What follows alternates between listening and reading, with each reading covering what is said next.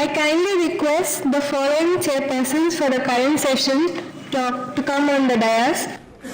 Dr. Jairaj, Professor in Department of Chest and TB, JSS Medical College, Mysore.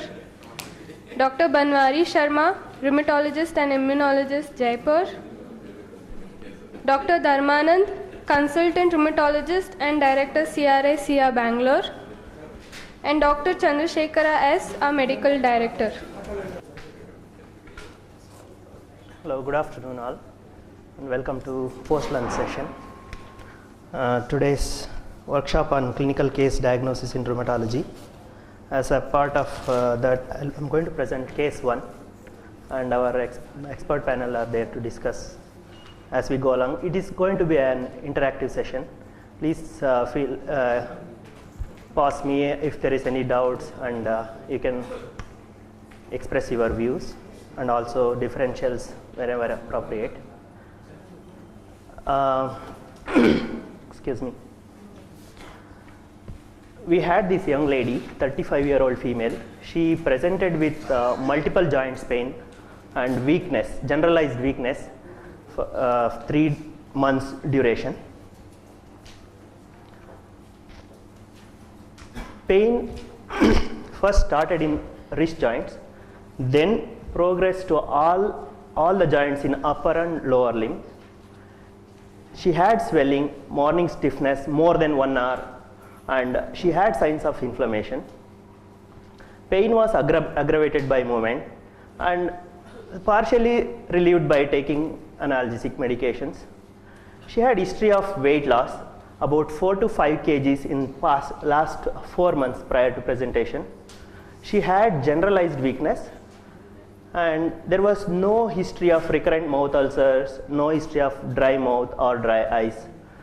Review of systems was unremarkable except epigastric pain, probably because she was taking analgesics.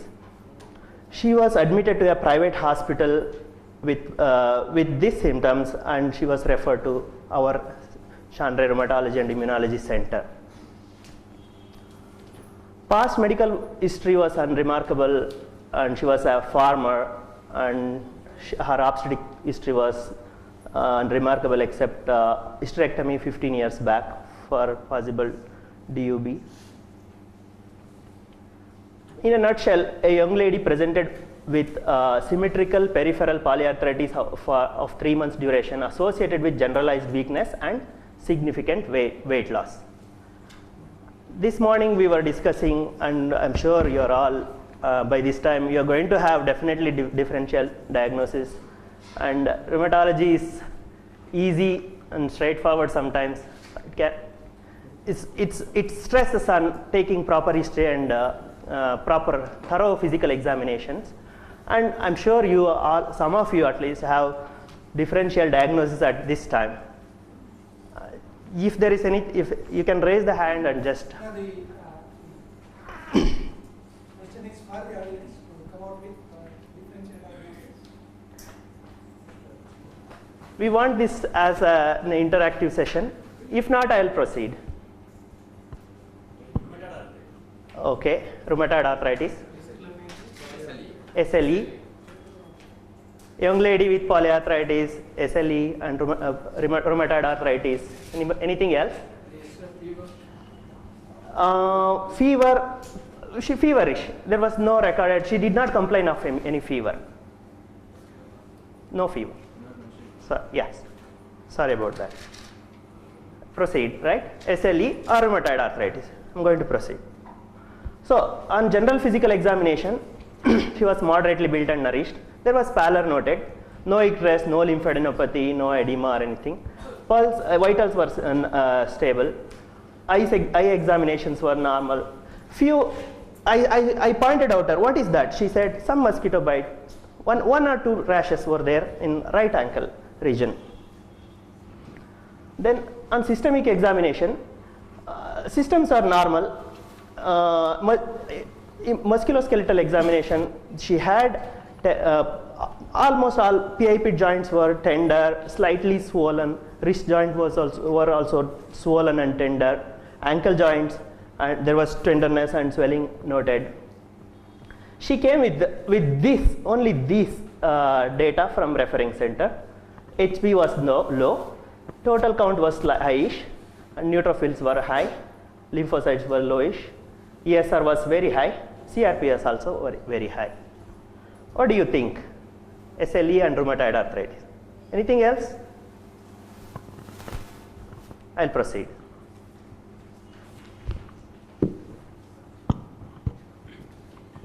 Why did you think about SLE? Actually, with this history, it is clear that this lady has inflammatory symmetrical polyarthritis involving upper limb and lower limb joints. What is the feature suggestive of SLE? Why did you think of SLE? So the point is, she is 35-year-old lady and she is having a lot of constitutional symptoms and of course inflammatory arthritis.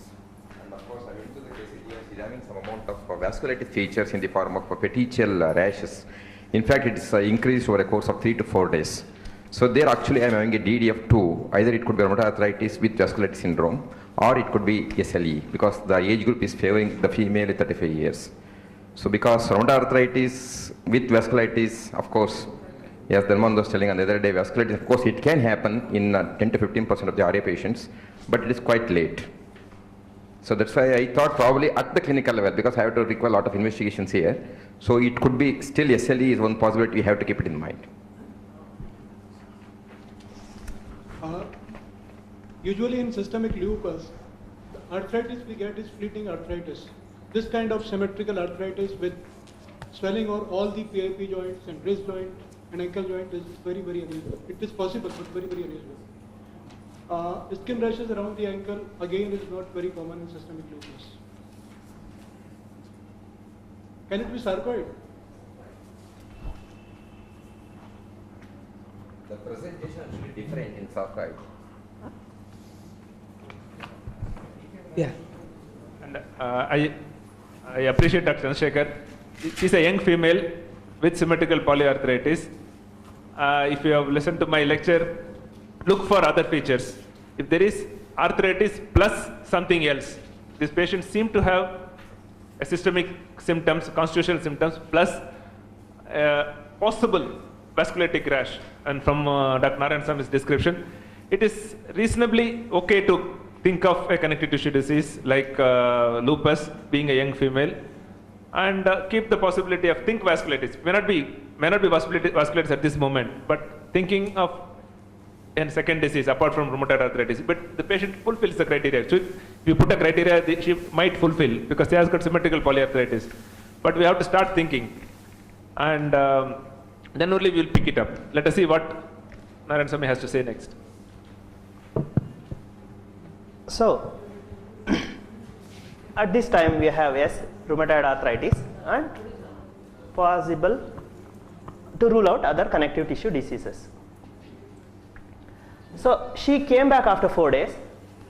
This time she had rash on her ankle joints which had worsened, and petechial rashes now seen on both ankles in multiple numbers.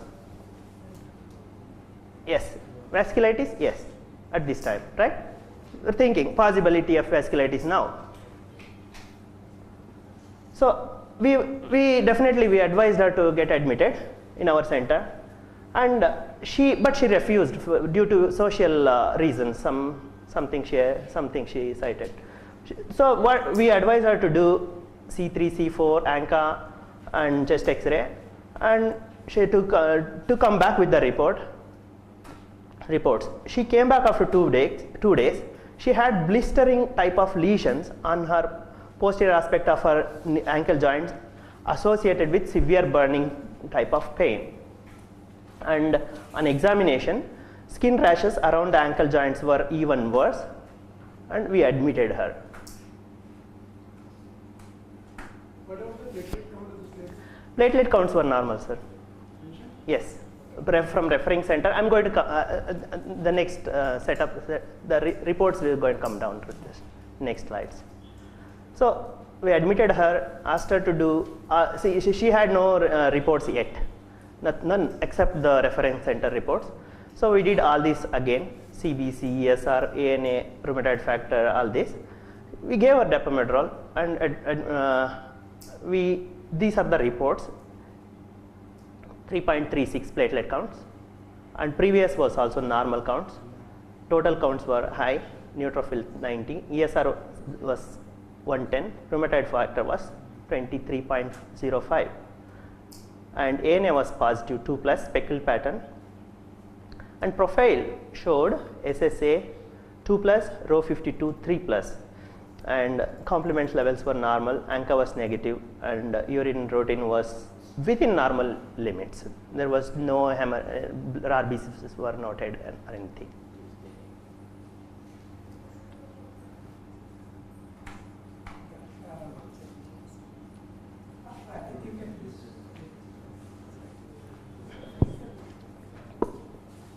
I think at this point, I think more or less all the investigations are in front of you. What could you make the diagnosis as? What is the DSDNA? DSDNA is negative. But the only positive things are autoantibodies are put. All the rest were negative. Whatever not mentioned, autoantibodies in Negative. ANA profile are negative. Possibility is UCTD. How do you explain those rashes?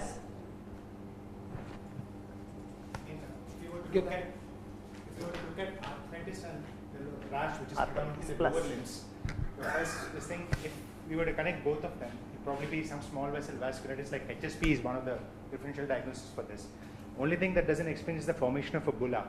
With a significant neutrophilia and 20,000, if I were to discount the ANAs, I would have possibly thought of some Sweet syndrome, but she doesn't have any fever, and of course ANA usually in Sweet syndrome it will not be positive. I'll still like to put it as an undifferentiated connective tissue disorder with probably vasculitis. Bulla formation I'm not able to explain.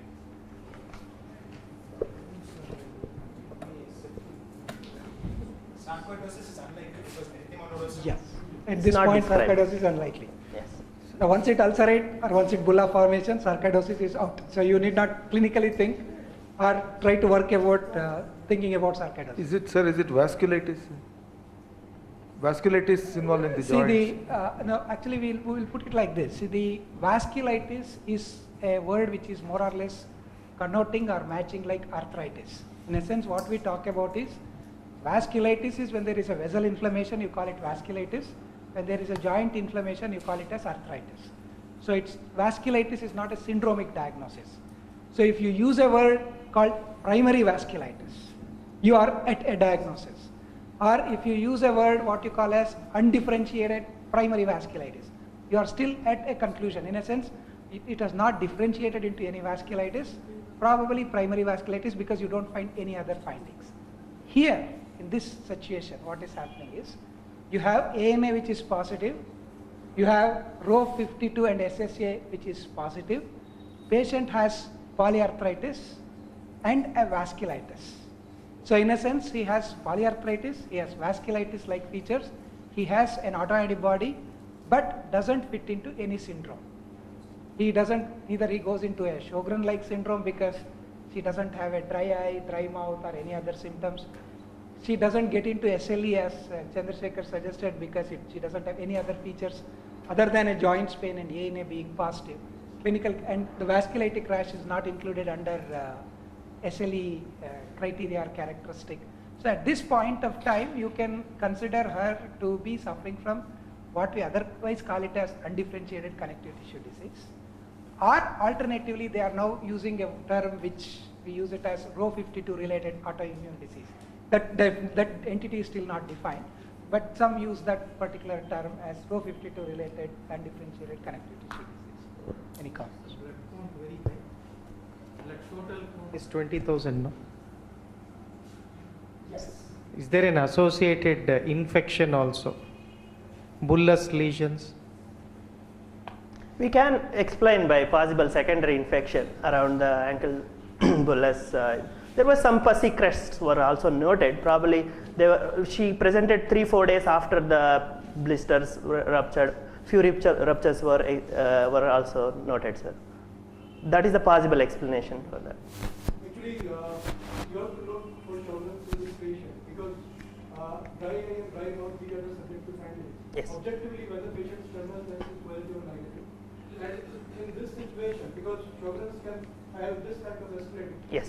Rashes. Yes, sir. Rashes around ankle. Gravitational, Yeah, yes. it's quite common. Yeah. Hypergammaglutinemia is quite common Correct. in these patients. Yes. So you have to look for these, but particularly for the Sharma cells, then it is very positive. That fulfills the criteria of Sjogren's. Sure, sir. My professor, Dr. really honored to see my Professor Jairaj here. Yes, sir. Okay. You It can't is remember. similar to what my colleagues have told. This is an undifferentiated situation. We can't see. Unfortunately or fortunately, the diagnosis in rheumatology has been criteria driven. Though the criteria were developed for classification, until certain pattern is present, we cannot really label it. But it doesn't mean that we should not treat. That's the reason this terminology is very useful. Undifferentiated connective tissue disease. She has a connective tissue disease, two connective tissue disease features. One is polyarthritis, one is a cutaneous vasculitis. And positive ANA, positive Rho52. As Dr. Sharma told, we have to actively look for Sjogren's syndrome in this patient. And even in the absence of a typical Sjogren's syndrome feature like Zika syndrome, this can be labeled as either as Rho52 related syndrome. I used to call it as a Sjogren's spectrum disease. We don't know how to call it. So we used to call it as Sjogren's spectrum disease and start treating. Start treating with 0.5 milligram per kg body weight steroid and taper it down, hydroxychloroquine and sometimes methotrexate or azathioprine. So we have to start treating. The importance is, label may not be important, the clinical feature is important here. So this case illustrates the difficult part of rheumatology, because the beauty of rheumatology is nobody comes with a clear-cut diagnosis, and that is a difficulty, and that is the challenge as well.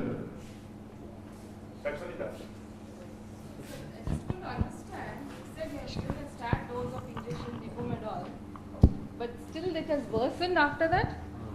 Your disease process has worsened? No, yeah, there is some mix-up of slide. Actually, that injection Okay. Depomedrol was given in the first visit. Yeah. That's Yeah, what. After yeah. that, still After it has that, worsened. still the disease Worsened. progressed. Yes, yes.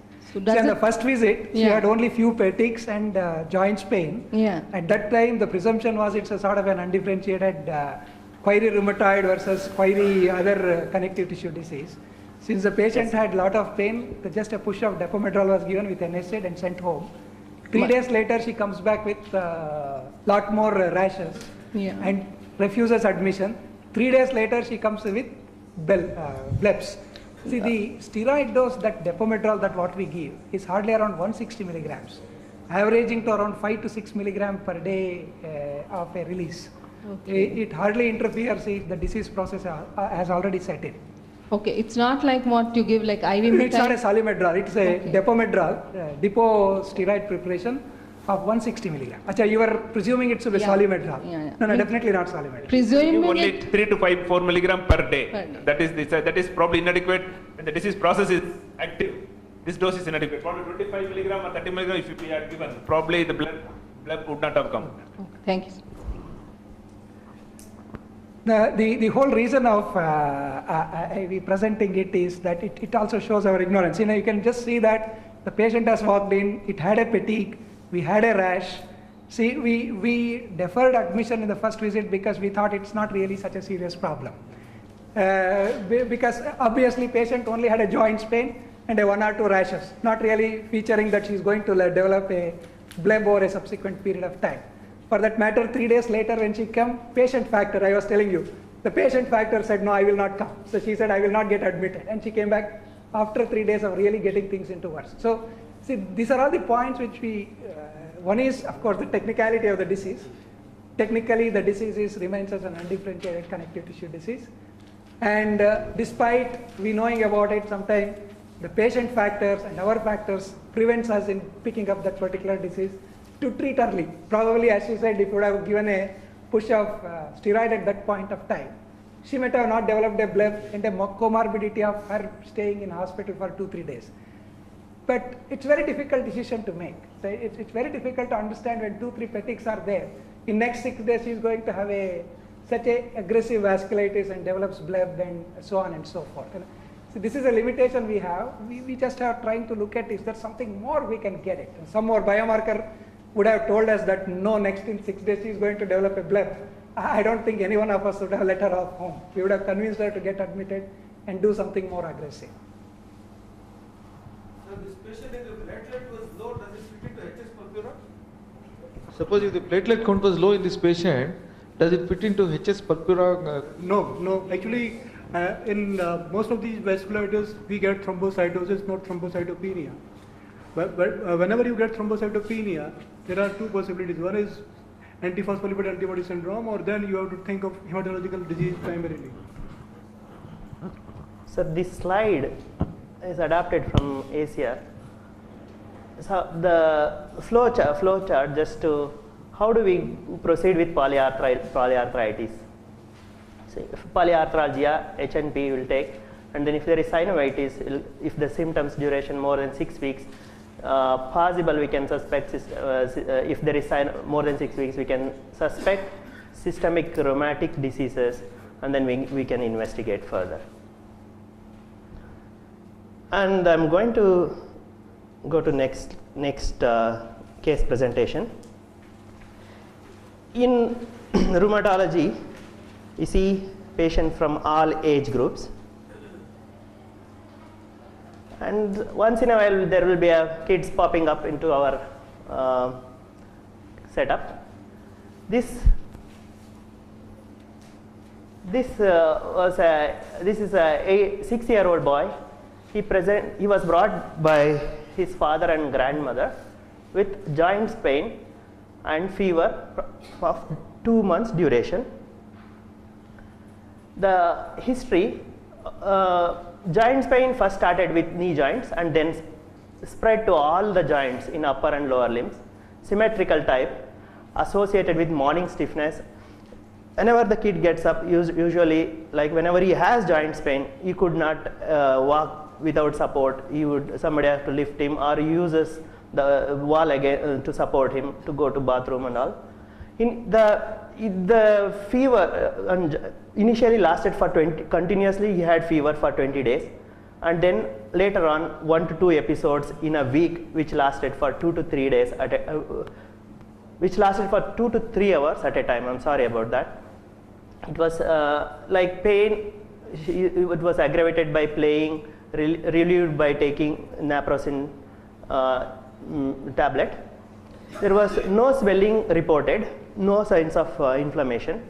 He had a history of neck pain, difficulty to bend his neck during the episodes of pain, and he had fever from 2 months duration, continuous for the first 20 days, and then intermittent spiking type of fever. He was admitted to a private hospital, Bangalore, for 20 days, investigated and then referred to Chandray. Birth history was, there was no significant history.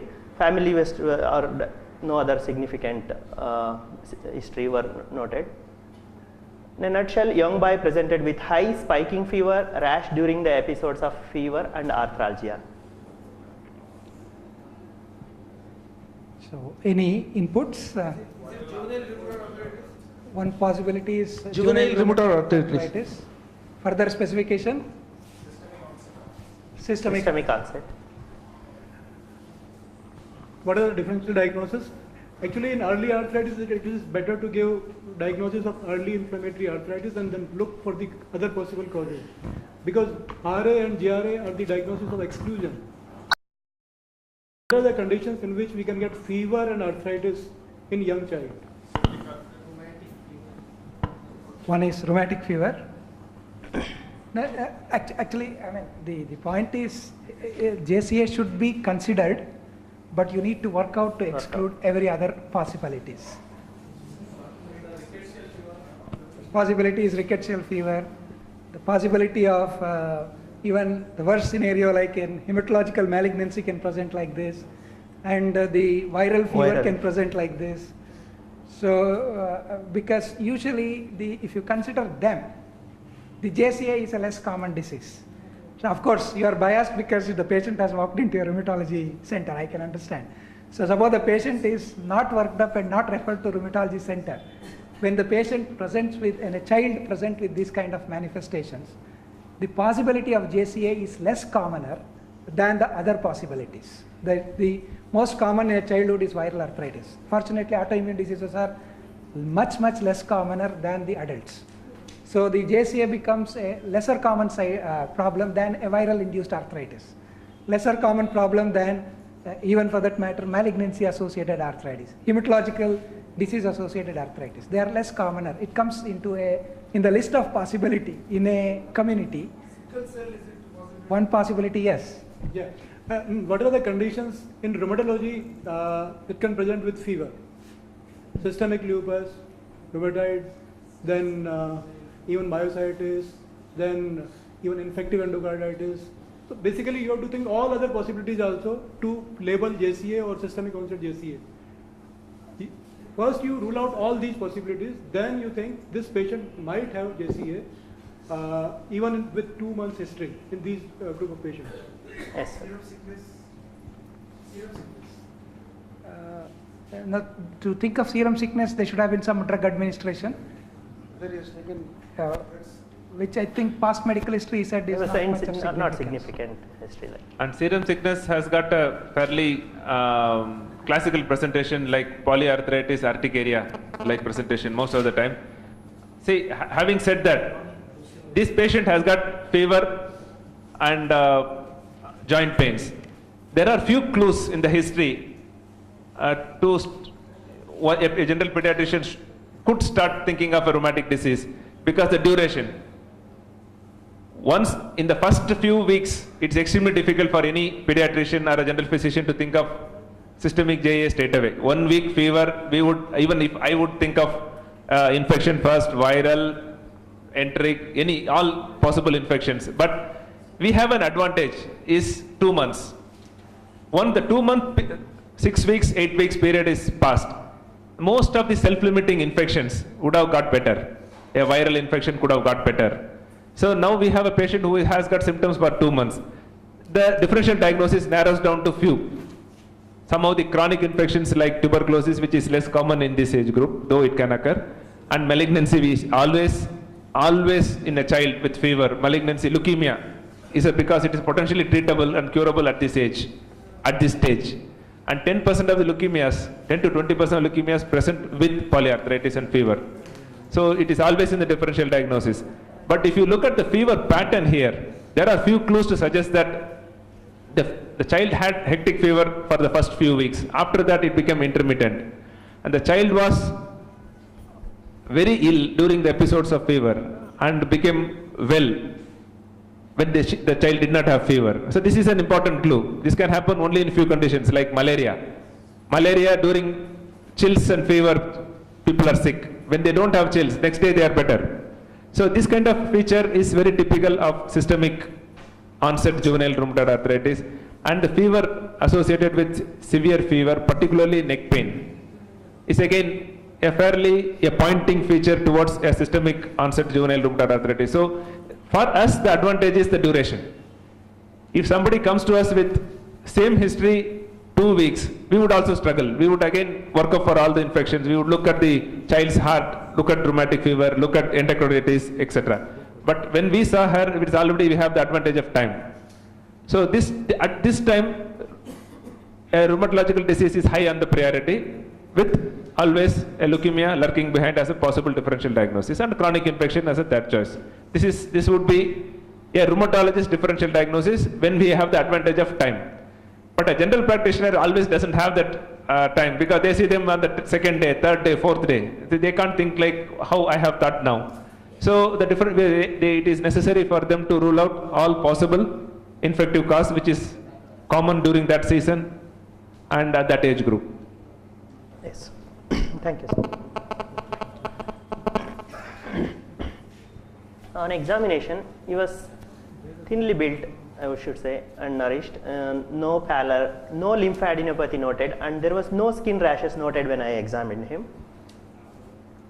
And systemic examinations were unremarkable, normal cardiovascular examination, joints examinations were also normal. The referring center had worked him up thoroughly. and his HB was 10.4. ANA anti-dsDNA was negative. ESR was ranging from 65 to 84. Lymph node biopsy report was also sent. It showed reactive lymphadenitis, and rheumatoid factor was negative. And the peripheral blood film, there was no abnormal cells, no malignancy suspected. Malaria, Vidal, and all the other infections were ruled out. And yes, we think we have, most likely we have proper diagnosis at this time. As we were suggesting, it's a diagnosis of exclusion, and once we exclude all the other possible infection, malignancy, and the main thing left out is systemic onset RA. I shouldn't be putting this because most of the workups were done. And to proceed, we just asked for repeat bloods and serum ferritin level, which was slightly highish. And other reports, there was leukocytosis. Platelet counts were also elevated. I think another test showed even more than 5 lakhs. HB was low. And final diagnosis for systemic onset JRA. Can you show the previous slide again? No, next one. Yeah. Next. Hey, second last. This one, sir. Go back. Forward. That investigation slide. This one. No, next, this one. Previous, yes. From the referring center. Second last. Yeah. How will you explain this lymphocytosis? Neutrophil 45. What do you expect in systemic onset JRA?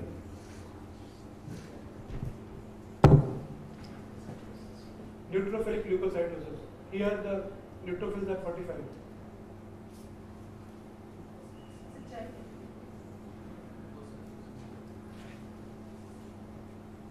I have no idea.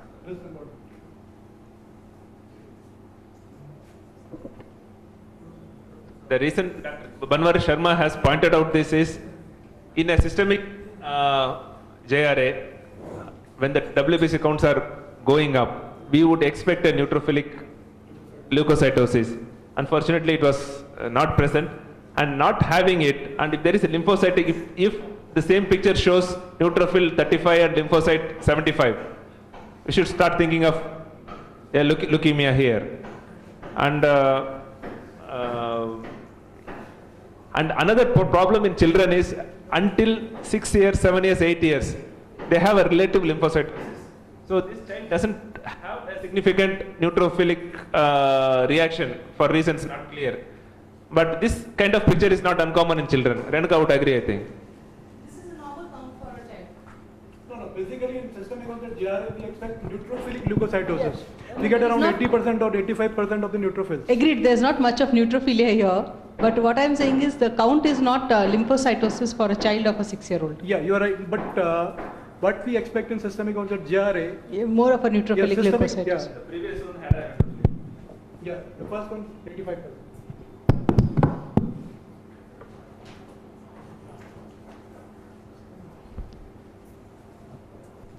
Thank you, sir. Yeah, thank you very much. Thanks, Narayan. I think I'll call upon Dr.